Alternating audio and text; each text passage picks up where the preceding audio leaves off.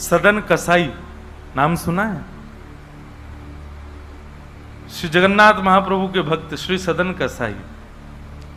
सदन कसाई जो थे वो मांस बेचते थे, यही उनका काम था।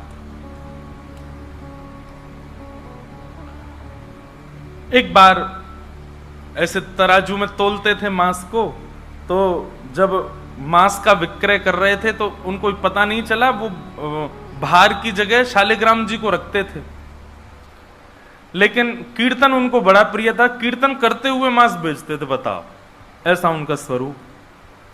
एक बार एक महात्मा वहां से निकल रहे थे, तो महात्मा ने जैसे ही देखा, वो तो देखते ही पहचान गए। मुंह पे कपड़ा रख करके जा रहे थे, तो देखा कि ये तो शालिग्राम जी हैं। तुरंत, अरे तुम क्या कर रहे हो, बहुत बड़ा पाप है, ये तो साक्षात शालिग्राम जी हैं।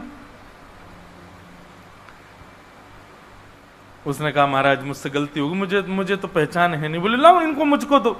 शालिग्राम जी ले लिए महाराज, जाकर के शुद्ध नदियों के जल से स्नान कराया, पंचामृत स्नान कराया, इत्र लगाया, चंदन लगा करके चांदी के सिंहासन पर बैठा के माला पधरा दी। ठाकुर जी का कीर्तन, बढ़िया खीर बना के भोग लगाई और खूब रोए महात्मा। बोले कि नाथ आप भी कहां के कसाई के यहां बैठे थे, अब आप विराजो, प्रेम से रतन सिंहासन पर विराजो।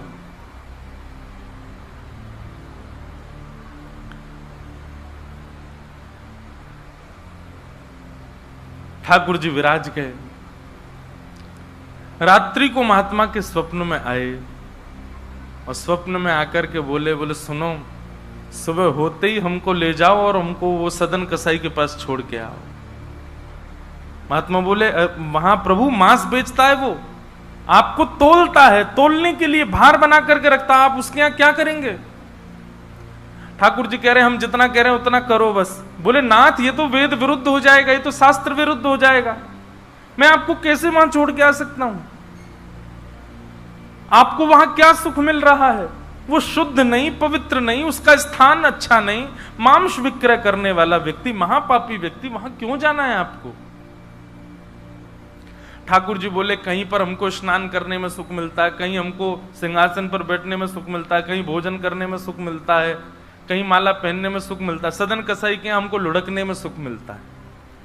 उसके तराजू में जब वो तराजू से तोलता है तो हम इधर उधर लोटपोट होते हैं, हमको उसमें बहुत आनंद आता है, हमको छोड़ के आओ उसके पास ही।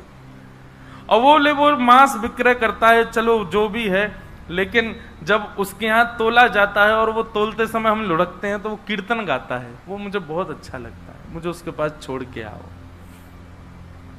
न जाने कौन से गुण पर दयानिधि रीझ जाते।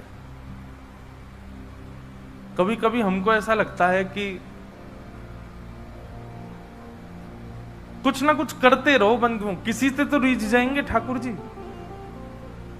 कभी तो रीझेंगे, कभी तो उनको कोई ना कोई चीज तो भाएगी हमारी। इसलिए आशा मत छोड़ो, लगे रहो, कुछ ना कुछ करते रहो।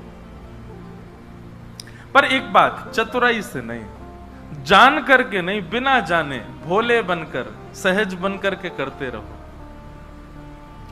ना जाने किस भाव से रीझ जाए। सदन कसाई के पास महात्मा वापस आ गए और आकर के शालिग्राम जी देने। सदन कसाई बोलो नाथ यहां क्यों ले आए इनको दोबारा, यहां तो मांस बिकता हूं मैं, बहुत गंदा स्थान है ये। बोले धरो इनको अपने पास ही। ठाकुर जी रात में स्वप्न में आकर के कह के गए कि उनको तुम्हारे संग ही रहना है। मुझे कथा पढ़ते समय लग रहा था सदन कसाई की क्या स्थिति हुई होगी जब महात्मा ने कहा कि ठाकुर जी ने स्वप्न आके कहा कि उनको तुम्हारे पास ही रहना है। हाथ पांव कांपने लगे, नेत्रों से अश्रुधार गिरने लगे सदन कसाई के। मन में विचार करते हुए कहता है कि मैं इतना पापी, इतना गंदा इंसान, और ये ठाकुर जी मुझसे मिलने के लिए मेरे पास चले आए। मैं इनके लिए इतना भी नहीं कर सकता कि ये दूषित काम ना करूं। ज्यादा से ज्यादा क्या होगा, भोजन ही तो नहीं मिलेगा मुझे, धन ही तो नहीं कमाऊंगा, लेकिन इससे बड़ा और धन क्या चाहिए कि ठाकुर जी मेरे से मिलने के लिए व्याकुल हो रहे हैं। उसी समय सदन कसाई ने अपनी दुकान बेच दी, सब काम बंद कर दिया और बस अपने ठाकुर जी के लिए जीवन जीने लगा। आप मुझसे मिलने के लिए तड़प रहे थे नाथ, अब मैं तड़पूंगा आपसे मिलने के लिए, मैं आऊंगा आपसे मिलने के लिए। और निकल पड़े सदन कसाई जगन्नाथपुरी की ओर। पूछा लोगों से, कहां है पुरी? लोगों ने दिशा बता दी। बोले वहीं विराज रहे हैं जगत के नाथ, वहीं विराज रहे हैं साक्षात नंदन नंदन। एक बात बताएं बंधुओं, सतयुग, त्रेता, द्वापर, कलयुग, 4 युग हैं। सतयुग के पूज्य ठाकुर जी, अर्चनीय ठाकुर जी हैं श्री बद्रीनाथ भगवान। सतयुग के जितने भी लोग हैं उनकी मनोकामना पूर्ति हो, उनकी सिद्धि पूर्ति हो, उनकी अर्चना का केंद्र हो, उनकी साधना का केंद्र वो बद्रीनाथ ही है। इसलिए बद्रीनाथ जब जाते हैं तो वहां हमको सामान्य कलयुगी व्यक्ति वहां रुक नहीं पाता ज्यादा दिन। एक प्रैक्टिकल है, अगर आप बद्रीनाथ में ज्यादा टिक नहीं पा रहे हो तो इसका मतलब है कि आप पूर्ण रूपेण कलयुग ने आपको जकड़ रखा है। वो लोग बुरा ना माने जो लोग बेचारे नहीं रुक पाते वहां पे। भले ही चाहे कुछ हो, ऑक्सीजन कम हो जाएगी, ब्लड प्रेशर हाई हो जाएगा, सांस नहीं आएगी। और महाराज कई लोगों को मैंने देखा है, अपना अनुभव किया है, बद्रीनाथ जाते हैं, कमरा में घुसे नहीं कि उनको पता नहीं क्या ऐसा हुआ पकड़ लेता, वो दर्शन तक नहीं जा पाते। वो बस एक ही रट लगाते हैं, हमको वापस भेजो, हमको वापस भेजो, हम रुक नहीं पाएंगे यहां पे। तो बद्रीनाथ जो है ये सतयुग का स्थान है, सतयुग का धाम है, सतयुग के लोगों का पूजा का, अर्चना का केंद्र है। त्रेता का स्थान है श्रीरंगम और रामेश्वरम। श्री राम जी के अर्चनीय ठाकुर जी हैं श्री रंगनाथ भगवान, शेष शैया पर जो ऐसे पौड़े हैं। श्रीरंगम त्रिचिरापल्ली में, कावेरी के तट पर, वहां पर श्रीरंगम, ये त्रेता के ठाकुर जी हैं। और द्वापर का तीर्थ है द्वारिका, द्वारिकाधीश ये द्वापर के ठाकुर जी हैं। द्वापर के लोगों के अर्चना के और पूजा के, साधना के, मनोकामना पूर्ति के केंद्र के स्थान श्री द्वारिकाधीश। और कलयुग के अर्चनीय ठाकुर जी हैं श्री जगन्नाथ महाप्रभु, श्री जगन्नाथ महाप्रभु। इसलिए आपको कहीं कहीं कलयुग दिख जाएगा जगन्नाथपुरी में। चले जाओ बीच साइड पे, ऐसा लगेगा दूसरा गोवा है क्या, कहीं कहीं। क्यों? आपको कलयुग में जैसा स्वभाव का व्यक्ति होता है वैसे हर स्वभाव का व्यक्ति आपको जगन्नाथपुरी में जरूर मिलेगा। खाने पीने वाला भी मिल जाएगा, बाकी के सब व्यसन करने वाला भी आपको जगन्नाथपुरी में जरूर मिलेगा। और श्री जगन्नाथ महाप्रभु उन पर भी कृपा करते हैं क्योंकि कलयुग के ठाकुर जी। एक बार किसी के मन में संशय उत्पन्न हुआ कि जगन्नाथपुरी जैसे तीर्थ में, धाम में ये सब कैसे? ठाकुर जी बोले तुमको तो अभी दिख रहा है, आगामी समय में तो इससे भी बुरा हाल होने वाला है, मुझे तब भी कृपा करनी पड़ेगी। तो कलयुग के ठाकुर जी हैं महाप्रभु जगन्नाथ जी। सदन कसाई निकल पड़ा जगन्नाथपुरी की यात्रा पर। बस बार बार उसके मन में एक ही भावना आती है, आप मेरे से मिलने के लिए तड़पे थे, आप मेरे पास रहने के लिए तड़पे थे, मैं आऊंगा आपसे मिलने के लिए। और निकल पड़ा। कीर्तन की टोलियां जा रही हैं, वैष्णव जन नाचते गाते हुए जा रहे हैं। जैसे जैसे वैष्णवों की टोलियां और कीर्तन की टोलियां निकलती हुई देखे सदन कसाई, उसका मन हो कि मैं भी चला जाऊं। तो जो लोग पहचानते थे वो लोग कह देते थे, अरे कसाई है ये। तो सब लोग उसको कहते, भाई तुम हमसे दूर चलो, हमारी टोली में चलोगे, हमारे संग बैठ के खाओगे पियोगे, हम सब अपवित्र हो जाएंगे। जिस मार्ग पर सब लोग चल रहे हैं सदन कसाई उस मार्ग से उतर करके चल रहे हैं। कहीं मैं इस मार्ग पर चलूंगा, मेरे चलने से मार्ग अपवित्र हो जाएगा। और स्मरण कर रहे हैं महाप्रभु श्री जगन्नाथ जी का। चलते चलते बंधुओं, मुझे ऐसा लगता है आजकल तो ऐसे चित्र हो गए हैं, हम लोग कहीं भी दर्शन कर लेते हैं महाप्रभु जी का। उस काल की बात है जब चित्र भी नहीं होते थे, तो कई लोग तो पहली बार ही जगन्नाथ जी को देखते थे। कैसा स्थिति होती होगी उन लोगों की, कैसा भाव रहता होगा उन लोगों का। सदन कसाई चलते जा रहे हैं, एक मार्ग से उतर करके चल रहे हैं, निष्ठुर मार्ग पर चल रहे हैं और बस स्मरण कर रहे हैं श्री जगन्नाथ महाप्रभु का। चलते चलते चलते एक नगर में पहुंचे, रात्रि का समय हो गया, शाम का समय हो गया। तो एक भवन बना था, घर बना था, उसी के बाहर ही सदन कसाई बैठ गए। सदन कसाई का रूप बहुत सुंदर था। नेत्र, उनके केश, उनके मुख की आकृति, उनकी भुजाएं बहुत सुंदर थे। भले ही कसाई थे पर सुंदर थे। तो जिस भवन के बाहर बैठे, वहां भवन की अंदर एक गृहिणी वो निकल करके बाहर आई, और उसने जैसे ही सदन कसाई को देखा, उसका मन आ गया उन्हीं के ऊपर। शाम का समय, सदन कसाई को लोभ देने लगी और उसने इशारा करके कहा कि भीतर आ जाओ। तो सदन कसाई ने उसकी ओर देखा और उनके मन में तो बस जगन्नाथ जी बैठे हैं, कोई ऐसा भाव तो दूषित था नहीं। उन्होंने इशारा कर दिया, कुछ इशारा किया, और उस इशारे को उस कन्या ने, उस महिला ने ऐसा समझा कि मानो ये कहना चाह रहे हैं कि तुम भीतर जाके पहले अपने पति का वध करो, तब मैं रहूंगा तुम्हारे साथ। और बंधुओं एक बात बताएं, विषय जब माथे पर बहुत तीव्रता से चढ़ता है ना, वासना जब बहुत तीव्र चढ़ जाती है, तो व्यक्ति ये भी विचार नहीं करता मैं क्या कर रहा हूं। वो कितनी भी कथाएं सुन रहा हो, कितनी भी कथाओं में जा रहा हो, पर विषय जब उसके हृदय में होता है तो वो बिल्कुल विवेक शून्य हो जाता है।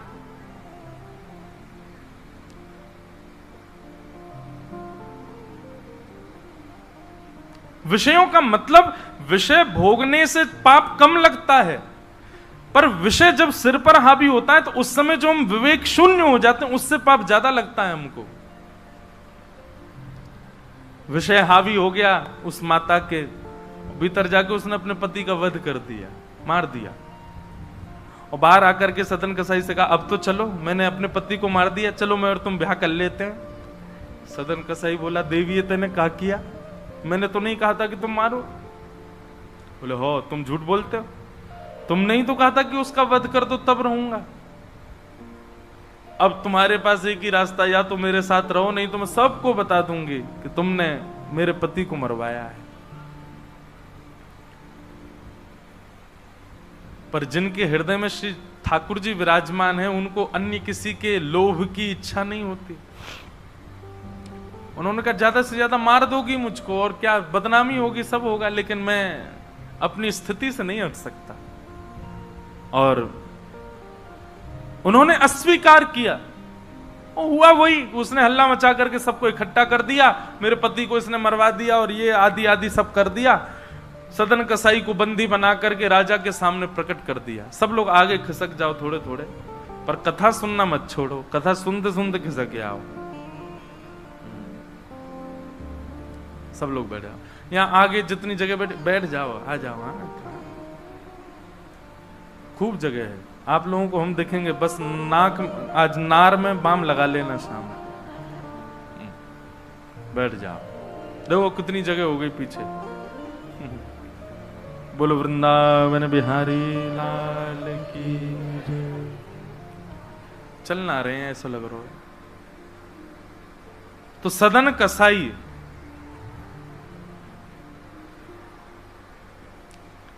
उसने, देखो ये बात करने को किसने कहा आपसे?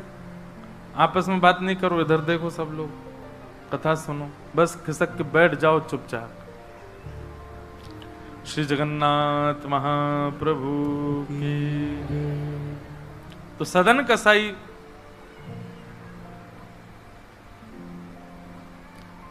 राजा के यहां उसको प्रस्तुत कर दिया, बंदी बना दिया, और बंदी बना करके कहा कि आप स्वीकार करते हैं कि आपने ये अपराध किया है इनके पति को मारने का? सदन कसाई कुछ नहीं बोला। बोले, क्योंकि पक्ष तो पूरा उन्हीं की तरफ जाने वाला, मैं कितना भी मना करूं, मैं सफाई क्या दूंगा, मैं कैसे प्रस्तुत करूंगा, मैं विवाद कैसे करूंगा? वैष्णव का स्वरूप होता विवाद में नहीं पड़ता। वो चुपचाप खड़े रहे, बस मुस्कुराते रहे। बोले, अब सत्य तो ठाकुर जी जानते हैं, मैं अब आपको कैसे बताऊं कि मैंने नहीं किया? मैं कहूं कि मैंने नहीं किया तो मेरे पास कोई प्रमाण नहीं है ना देने का कि मैंने नहीं किया।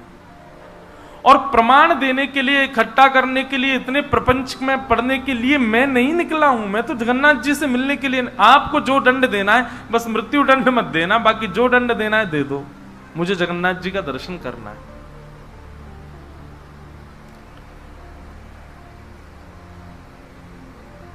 राजा ने सदन कसाई की बात तो मानी कि मृत्यु दंड तो नहीं दिया, पर कहा कि जिन हाथों से तुमने उस व्यक्ति का वध किया उन हाथों को हम काट देंगे। सदन कसाई बोले मैंने एक बार एक कथा में सुना है कि श्री जगन्नाथ जी की भी भुजा नहीं है, लो काट दो। जैसे मेरे स्वामी वैसा मैं, और अपनी दोनों भुजाएं आगे कर दी। मेरे स्वामी भी तो ऐसे ही रहते हैं। अच्छा, एक बार की बात है, गोस्वामी तुलसीदास जी दर्शन करने गए जगन्नाथ जी का, और जैसे ही जगन्नाथ जी को देखा तुरंत नेत्र बंद कर लिए। बोले राम राम राम राम जी, मैंने क्या देख लिया। तुरंत बाहर निकल करके आए, भागे मंदिर से दूर। किसी ने रोका, बोले क्या हो गया गोस्वामी जी? बोले ये मेरे ठाकुर जी हैं ही नहीं। कैसे ठाकुर जी? इनकी तो आंख पिघल गई, मुख पिघल गया, हाथ पिघल गए, पैर है नहीं, ये मेरे ठाकुर जी कैसे? मैं तो अभी रात में तो कहीं नहीं जा सकता, पर सुबह होते ही चला जाऊंगा, मैं जीवन में कभी नहीं आऊंगा। इतने ज्यादा भयभीत हो गए। रात्रि में गोस्वामी जी जैसे ही सोए तो महाप्रभु जगन्नाथ जी उनके स्वप्न में आए, धनुष बाण हाथ में लेकर के राघवेंद्र सरकार प्रकट हो गए। बोले भगवान, ये मैंने आपका कैसा दर्शन किया? आपकी भुजा नहीं है, आपके चरण नहीं है, आपके कान नहीं है, आपका मुख पिघला हुआ, नेत्र ऐसे बड़े बड़े, ये ऐसा रूप क्यों है आपका? बोले तुम्हारी वजह से है। गोस्वामी जी बोले मेरी वजह से? बोले हाँ, तुमने मानस जी में लिखा है, बिन पग चलहि सुनहि बिन काना। वो बिना पैर के चलता है परमात्मा, बिना कानों के सुनता है।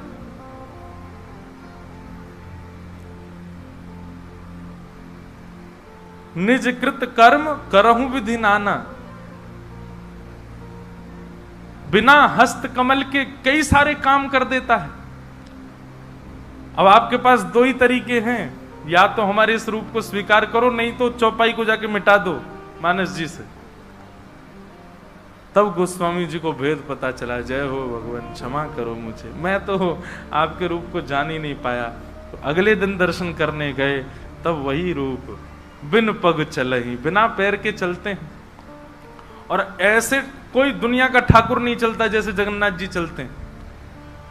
कोई भी ऐसा प्राचीन मंदिर आप बताओ जिसका ठाकुर निकल के बाहर आता हो, पूरे वैष्णवों के मेला के साथ में चल के जाता हो, एकमात्र श्री जगन्नाथ जी। और सुनो, आप लोग कभी दर्शन करना, श्री जगन्नाथ जी मंदिर में जाओगे तो जो गरुण स्तंभ है, जहां पर गरुण जी विराज सब लोग गले मिलते हैं, वहां पर उस गरुण स्तंभ के पीछे भोग घर है ठाकुर जी का। ठाकुर जी का जो प्रसाद है वो वहां रखा जाता है, गरुण स्तंभ के पीछे। और श्री जगन्नाथ जी कहां बैठे? भीतर गरुण स्तंभ वाला सभागृह, फिर उसके बाद एक सभागृह और है, फिर तीसरे गर्भगृह में वहां जगन्नाथ जी बैठे हैं। मतलब जगन्नाथ जी से और जगन्नाथ जी का जो भोग घर है, जहां पर भोग रखा जाता है, वो कितना दूर है? 1 2 3 तीसरी बेड़ी पार करके है। और आप कभी भी देखना, महाप्रसाद का भोग वहीं लगता है। ठाकुर जी को इतनी दूर रखा जाता है भोग, क्यों? बोले महाप्रसाद रखने के बाद में, और मंदिर जब बंद हो जाता है थोड़ी बहुत देर के लिए, हम खुला भी रहे, वैष्णव दर्शन करें, भोग घर का किवाड़ खोल देते हैं। इतनी दूर से ठाकुर जी कैसे भोग लगाते हैं? बोले आजान बाहु है ना, ऐसे भुजा करके ऐसे भोग लगाते ठाकुर जी, लंबी लंबी भुजाओं से, अपनी भुजाओं से भोग लगाते हैं। तो बिना हाथों के सब क्रिया कर रहे हैं, बिना कानों के सुन रहे हैं, बिना पैरों के चल रहे हैं। सदन कसाई ने अपने दोनों हाथ आगे किए और राजा के दूतों ने उनके हाथ काट दिए।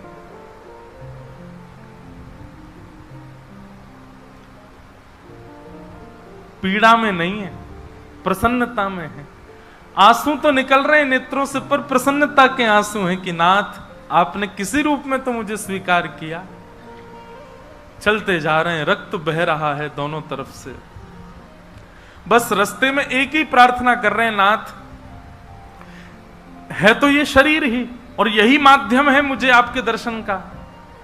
इसमें जो ये पीड़ा हुई है, जो रक्त संचार हो रहा, रक्त जो निकल रहा है, बस इससे केवल ठाकुर जी इतना रक्त बचने देना भीतर कि मैं जगन्नाथपुरी पहुंच जाऊं, आपका दर्शन कर लूं, उससे पहले मेरे प्राण ना निकल जाए। और चलते जा रहे हैं। ऐसी लगन हमको कभी नहीं लग सकती बंधुओं, इस जन्म में तो नहीं लग सकती। हम लोग केवल बड़ी बड़ी बातें कर सकते हैं, बड़ी बड़ी बातें सुन सकते हैं, ऐसे प्रेमी हम जगन्नाथ जी के कभी नहीं बन सकते।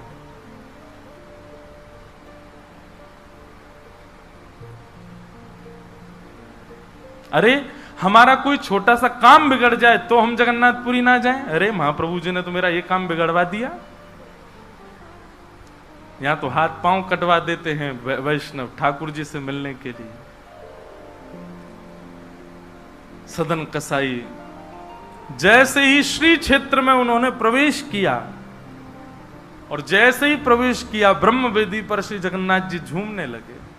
पुजारियों ने जाकर के कहा, महाप्रभु जी आज्ञा करें, आप इतने प्रसन्न क्यों हैं? बोले मेरा एक भक्त आया है, वो बेचारा बहुत कष्ट में है, आप लोग तुरंत पालकी लेकर के जाइए और उसको लेकर के आइए यहां पर।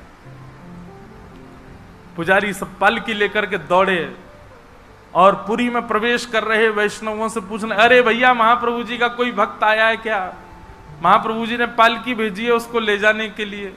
महाप्रभु जी आज बड़े प्रसन्न हैं, उनका कोई परम वैष्णव भक्त आया है। तो सदन कसाई ने जैसे ये बात सुनी कि पुजारी हल्ला कर रहे हैं, कोई बहुत बड़ा भक्त आया है, महाप्रभु जी ने उसके लिए पालकी भेजी, तो सदन कसाई इतने खुश हो गए, बोले आज ठाकुर जी के दर्शन तो होंगे, उनके एक प्रिय भक्त के भी दर्शन हो जाएंगे, कितना मेरा सौभाग्य होगा।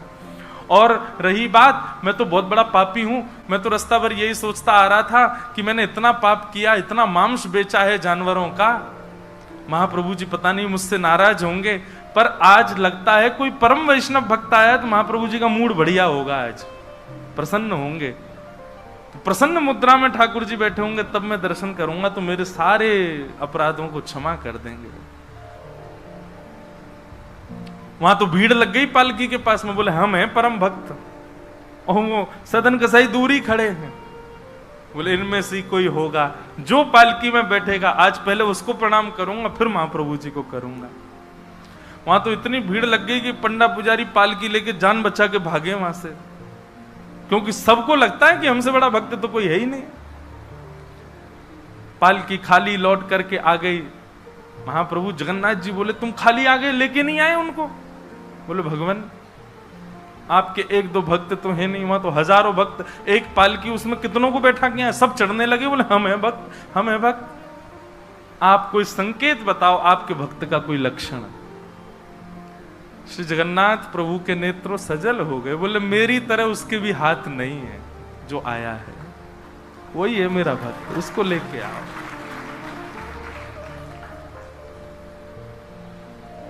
पुजारी पालकी लेकर के दोबारा गए, देखा तो जब श्री क्षेत्र आया ना, तो श्री क्षेत्र आते ही अब सदन कसाई चल करके नहीं जा रहे हैं, दंडवत करते हैं, लेट जाते हैं और फिर लेट करके उठते हैं, फिर आगे बढ़ के फिर लेटते हैं, फिर उठते हैं, दंडवती परिक्रमा की तरह भीतर जा रहे हैं। उसमें भी भुजा नहीं है उनके पास में, लेटते हैं तो उठते कैसे हैं ये देखने पर ही लोगों का हृदय द्रवित हो जाता है, और किसी से सहायता नहीं लेते। वो तो दूर चल रहे हैं ना, उस मार्ग पर ही नहीं चल रहे जहां सब चल रहे हैं। बोले कि मैं चलूंगा तो अपवित्र हो जाएगा मार्ग। एक सर्प के भांति जैसे रिगड़ के सर्प चलता है, ऐसे सदन कसाई आगे बढ़ रहे हैं, और प्रसन्न मुद्रा में मैं महाप्रभु जी से आज मिलूंगा। पुजारियों ने जाकर के जब उनकी स्थिति को देखा, कोई अपने नेत्रों के आंसुओं को रोक नहीं पाया। बार बार महाप्रभु जगन्नाथ जी को प्रणाम करें, कितने दयालु हैं नाथ, कितने कृपालु हैं आप। सदन कसाई को जाकर के पुजारियों ने उठाया, बोले चलो महाप्रभु जी ने तुम्हारे लिए पालकी भेजी। सदन कसाई बोले आपको कोई गलत सूचना मिल गई, मैं नहीं हूं वो भक्त जो इसमें। बोले नहीं तुम ही हो, ठाकुर जी ने आज्ञा करके भेजा है। सदन कसाई बोले अगर मैं पालकी में बैठा तो मेरे अभी प्राण निकल जाएंगे, आप सबसे प्रार्थना है मेरी, मैं महाप्रभु जी की आज्ञा स्वीकार करता हूं, मैं आपके संग चल दूंगा, लेकिन पालकी में नहीं बैठ सकता। चलने लगे। बस इसी बात से प्रसन्न है कि महाप्रभु जी ने मुझे स्वीकार तो किया। और जैसे ही सिंह द्वार पर पहुंचे और दंडवत करते ही जैसे ही श्री पतित पावन भगवान, सिंह द्वार पर ही श्री पतित पावन भगवान है, बाहर ही उनका दर्शन हो जाता है। उनको देखा, देखते ही बोले ये पतित पावन भगवान है, श्री जगन्नाथ जी के ही समरूप हैं, पहले इनका दर्शन करते हैं फिर जगन्नाथ जी का दर्शन होता है। जैसे ही दंडवत किया, अभी तक तो उनको ग्लानि नहीं थी कि मेरे हाथ नहीं है, पर अब दंडवत करते समय उनको तनिक एक ग्लानि से हुई, काश मेरे हाथ होते तो मैं भी ऐसे दंडवत करता, दोनों भुजाएं आगे कर लेता। और इस भाव से जैसे जो शेष भुजा थे थोड़े से, उनको आगे करके रुदन करने लगे सदन कसाई। इतने में ही उनके भुजा निकल करके आ गई और ठाकुर जी ने भुजा प्रदान करके उनके दंडवत को स्वीकार किया।